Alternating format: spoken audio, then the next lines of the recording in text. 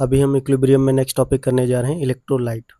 Electrolytic solution है, तो electrolyte समझ जाएंगे, उसका सॉल्यूशन बना लेंगे तो इलेक्ट्रोलाइटिक सॉल्यूशन भी हम समझ जाएंगे।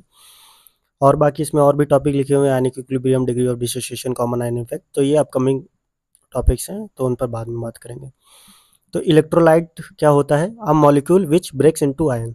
तो हमने कुछ भी लिया है, कोई भी मॉलिक्यूल लिया है जो आयंस में ब्रेक हो जाए, वही इलेक्ट्रोलाइट कहलाता है।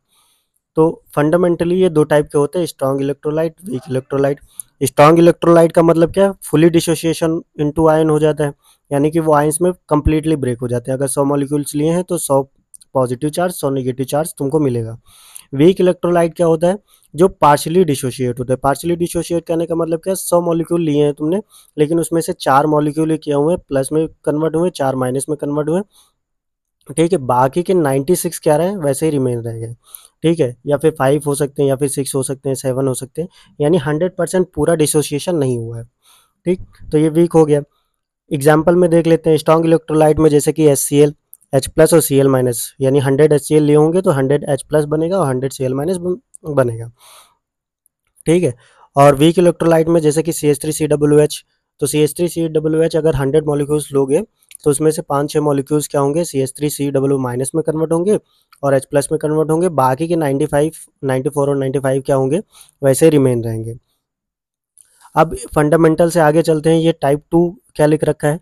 तो टाइप 2 क्या है? बेसिकली एसिड बेस और सॉल्ट के बेसिस पर इलेक्ट्रोलाइट को बता रखा है। तो एसिड भी सिमिलरली स्ट्रॉन्ग इलेक्ट्रोलाइट अगर एसिडिक है, ठीक है, इलेक्ट्रोलाइट हमारा अगर एसिडिक है तो वो भी सेम कैटेगरी में आएगा, स्ट्रॉन्ग एसिडिक इलेक्ट्रोलाइट और वीक एसिडिक इलेक्ट्रोलाइट।